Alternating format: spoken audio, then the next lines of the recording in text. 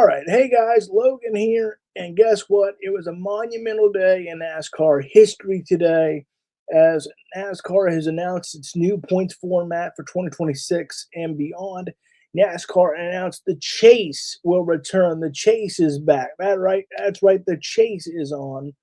And it's going to return as the championship format for all three national series beginning. That's right, this season. And it's going to replace the elimination style playoffs with a points based postseason modeled after that 2004 to 2013 era.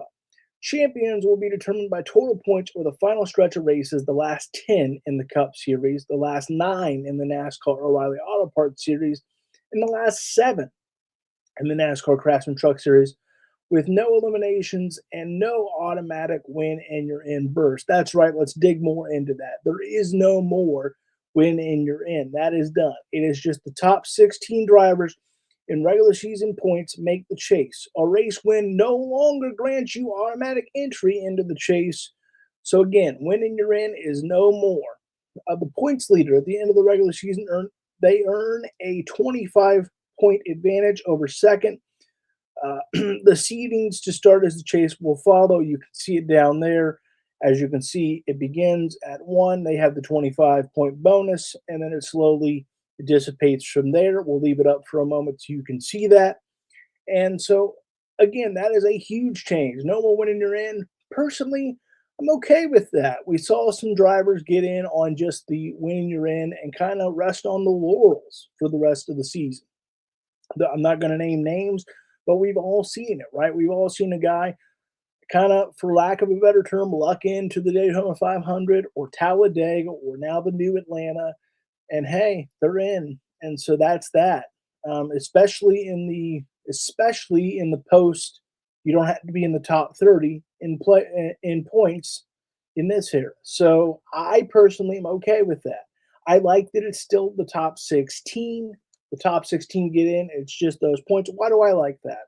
I like that because it gives more of us incentive to keep watching because I get that some of you like the old 36 race format. I don't have anything against it, but I like that 16 drivers and therefore 16 fan bases still have true initiative and reason to tune in even post the first 26 races of the campaign. I know that some people wanted that 36 race in an old school Winston format.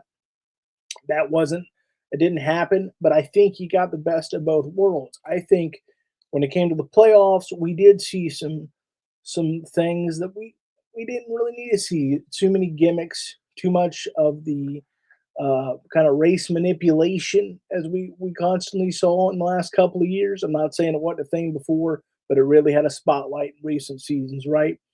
And so with that, I think it leads to the best of both worlds. You get kind of a playoff system, but you also have a system that puts more initiative on being consistent throughout the year. And that's important, right? I mean, this is no disrespect to anyone's championship in the previous format, but there were some people that won championships that in the old school days would not have sniffed it. Again, we can play which format is better and all of that. I'm not here for that, but it is nice to reward consistency, right? At least that's my opinion. So, no more winning you're in. You got to be consistent. Race wins mean more. They're now 55 points. Race wins now 55 points. That's up from 40. That emphasizes winnings. Again, chase fields will be set by strict regular season points. Again, that is 16 Cup drivers, 12 Xfinity drivers, or now the O'Reilly Auto Parts drivers, and 10 Truck Series drivers. And again, just to emphasize this some more, the regular season points leader will receive a 25-point advantage entering the postseason. So there is no more regular season champ. You just get the bonus after the end of the 26 races. And so now let's talk about what tracks are going to be that final 10 for the chase. Let's give that a look. We're going to kick that off at the Lady in Black at Darlington. You know, she's tough as nails, so what a way to kick it off. And so that's exciting to see Darlington still play such a key role. Then you go to Worldwide Technology Raceway, pardon me. That's exciting because again, that's a different type of track, right? It's pretty flat. It drives different. And then obviously Bristol. We all know about Bristol, the last great Coliseum, short track racing. Kansas has become incredible in this era with this new car. I'm excited to see that continue to be a key race.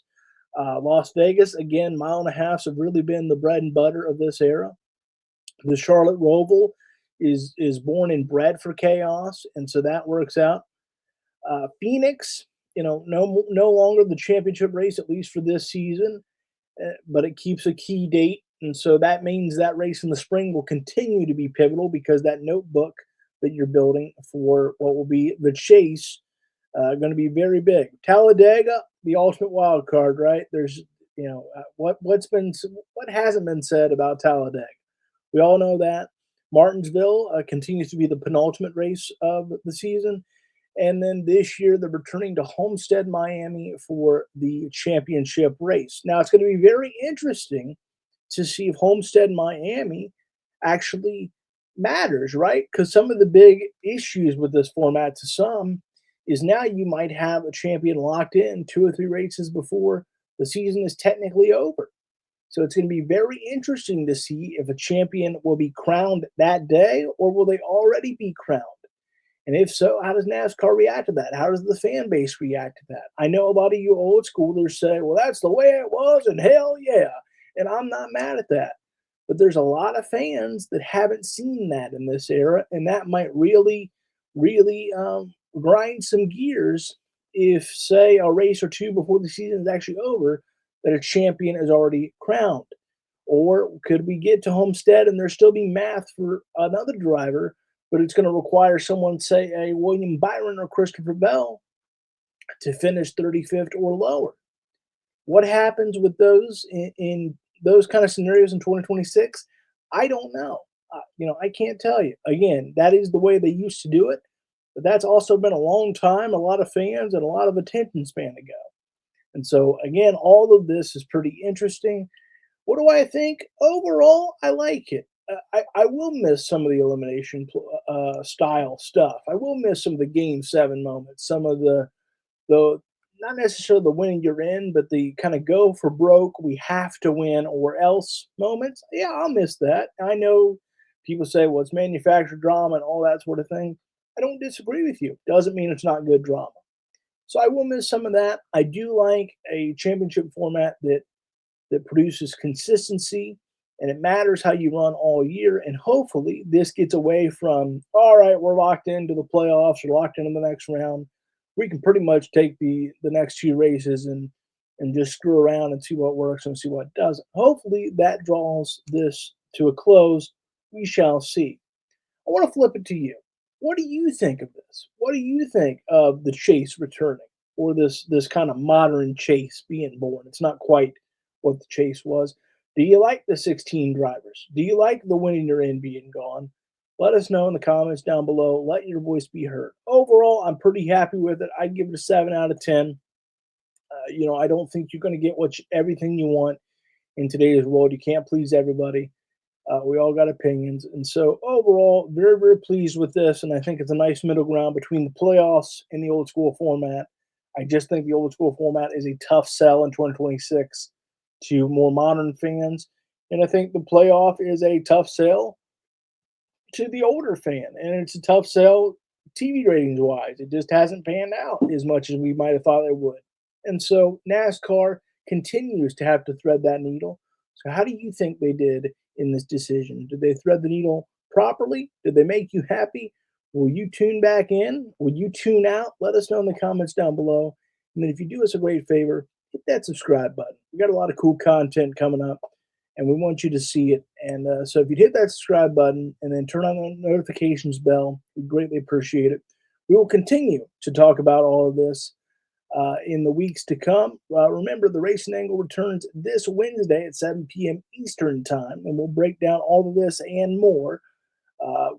Give us a day or two to digest this new format and see what we think about it.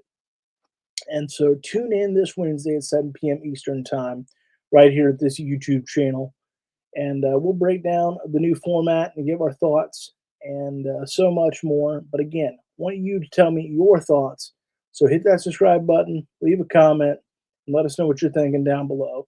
Till next time, I'm just glad that we finally have a format and we can finally quit talking about what it's going to be, and now we can talk about what it is.